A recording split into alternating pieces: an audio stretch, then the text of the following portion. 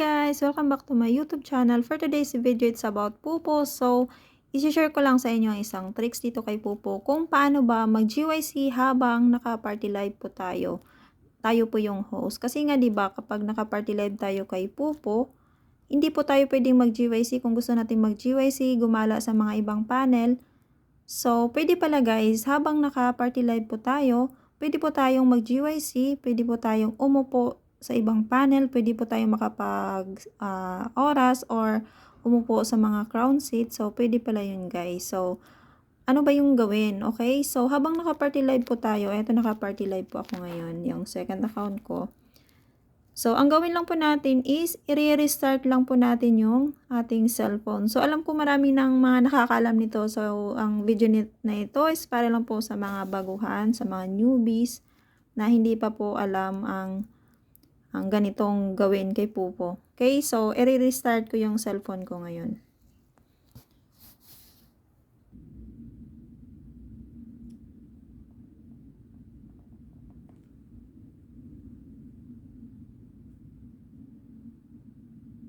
So, ayan po, nire-restart ko na yung cellphone ko. Ayan, namatay na po siya.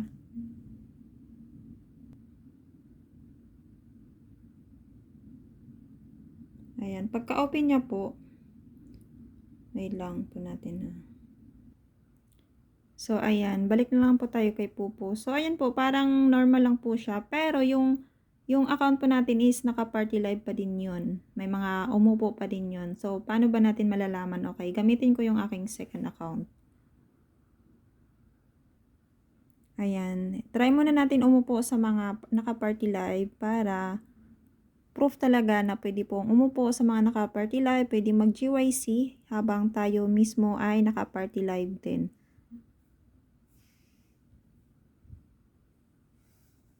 Ayan, punta ako dito.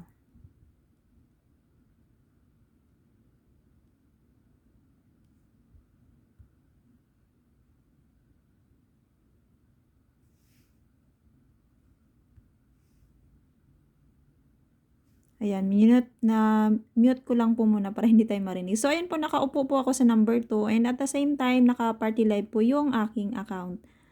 So, ngayon naman, pupuntahan ko yung Shandaily na yan, yung number 2, puntahan ko yan kung naka-party live pa ba. So, ito yung account ko guys na Shandaily, ayan, Shandaily. So, naka-live pa din siya. Yan, naka-live siya, pero yung account na yan is gumagala. Pwede siyang mag-GYC, pwede siyang umupo sa mga panel ng iba, magpa-oras, or umupo sa crown seat. So, yun lang guys. Sana may natutunan po kayo sa aking tutorial. And kung hindi ka pa nakapag-subscribe sa aking channel, please subscribe. And wag na rin po kalimutan mag-like, comment, and share. Thank you so much and God bless. I feel like I'm losing my mind.